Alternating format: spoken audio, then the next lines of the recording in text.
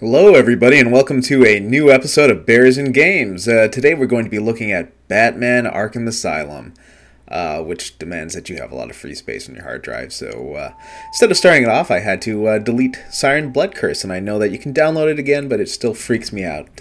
I just worry that this awesome game I won't be able to play again, because Siren's really good. But speaking of really good, let's look at Batman. This is a game I thought I wouldn't like, and honestly, the first time I tried it, I didn't give it enough of a chance. You have to really let this game grow on you to see the appeal. And here is Batman. It's kind of a realistic-looking Batman, super muscular, and as you can see, he even has a crotch, so that's kind of cool. And takes place in one location, but it's a huge location, so I wouldn't worry too much about that. Think of it... Well, hold on a second. Yeah. Scroll up. Wait, no. Yeah, back down. Let's have a look at that.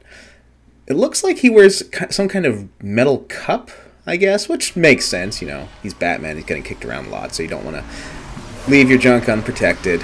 But yeah, no hyper detailed bulge, unlike everything else in this game, which is pretty hyper detailed. And I gotta say, I'm not a graphics snob. I go back and play old games all the time, but this game looks fantastic. Like, it is by far one of the best, maybe the best looking game so far in this generation. It looks incredible. The lighting, the detail on the character models, even in SD, this thing looks amazing. So there you go. This is Batman. This is kind of a action combat game. You'll see more on that later. And Joker has allowed himself to be captured, so Batman's escorting him into the famous Arkham Asylum for the criminally insane. I don't make a good Batman. I shouldn't be allowed to be Batman because I get very distracted, easily by whatever is around me. And yeah, I make a pretty terrible Batman. Batman should all be about saving lives and not looking at the junk of bearish guards. So yeah. Don't let me try to save Gotham City, because I just get really distracted all the time. Ew, that guy's eye is weird. Well, I also got to thank my friends Phil and BJ, listeners of the podcast, for getting me this game. It's my first game submitted to me, so that's pretty awesome. And they wanted me to kind of look at whether or not I consider Batman a bear. And that's a really good question. I mean, look at him. He's certainly muscular. But when you think about Batman, what do you think of? Do you think of the Adam West Batman, who wasn't super bearish but had a distractingly large bulge? When I was a teenager, I thought about that bulge all the time. Or do you think of this guy, that loser that I don't like? Or maybe you think of old Michael Keaton Batman, who sort of looks like a leather dude in his costume, but out of it looks like Michael Keaton, which is not bearish at all. And then there's the cartoon Batman, which actually is pretty bearish. Like, they make him really bulky. And in some of the comics, which I think this one's more inspired by, he looks very muscular. I mean, look at him. The guy's ripped. He's got a huge chest. I think, obviously, no facial hair kind of takes some points off. And kind of the Bruce Wayne, very traditional haircut doesn't do him any favors for his bearishness, but just for sheer size in this game in particular, yeah. Oh, by the way, this is one of the coolest scenes. How could you not like this game when the lights come on? And no, Joker didn't pull anything. Batman's got his freaking hand around the guy's throat. And that is pretty cool. And I don't usually go for geeky fanboy moments, but that one's pretty good. So as you might guess, things go wrong pretty fast. Oh no! Don't kill the guard. No, yeah.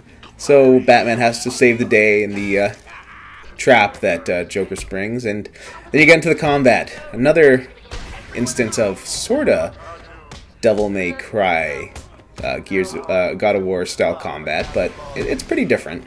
It's more of a brawler. Like, if brawlers were made today, this is what they'd be like. And you are brawling big, beefy, kind of muscle guys. So if you like your men muscular and have obvious scars from their lobotomies, this is the game for you, because you do beat up hundreds of samey-looking convicts with rippling abs and massive scarring. You also solve puzzles, which I was surprised about. I actually really like the whole riddle-solving element of the game. The Riddler asks you questions, and you solve them by looking at things. And it's not voiced by Jim Carrey, so it's not incredibly annoying. And there's dozens of things to find.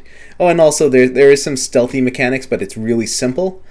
It's not like annoying stealth where you get caught all the time. It's a game where the stealth is actually in your favor, which I wish more stealth games would be like, because when you're playing Metal Gear, you're playing Splinter Cell, it seems like your guy sucks.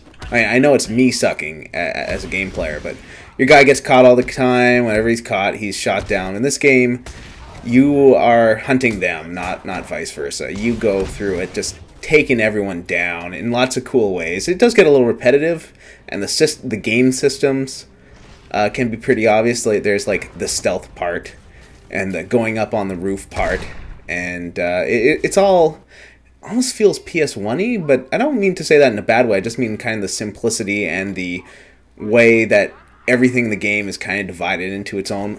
It's not a mini game, but it feels that way. Oh look, is this bear the bane of his life? Get it? It's Bane's teddy bear, which I think he calls Osito. And yeah. Speaking of bears, let's think about Bane here. Bane, I don't know if you know the comic. Bane is a normal-sized guy who, I think he was a prisoner, and through testing, he's Mexican, by the way, through testing became supersized by this venom substance, which makes him psychopathic generally in the comics, and pretty evil, and makes him into sort of a massive muscle monster. He actually looks like a lot like Hercules.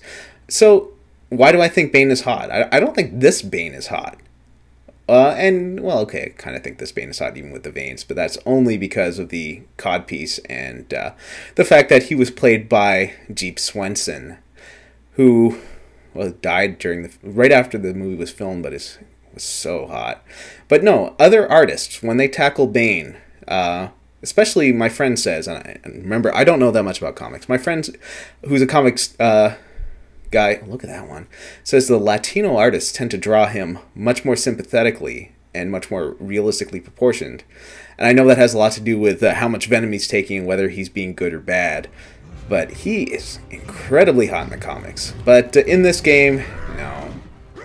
They kind of go for the grotesque. Even for me, I can't abide by Bane in this game, which is too bad, because he is, I think, one of the hottest comic book characters out there. I'm in control of the asylum. You're not going anywhere I don't want you to. Understand?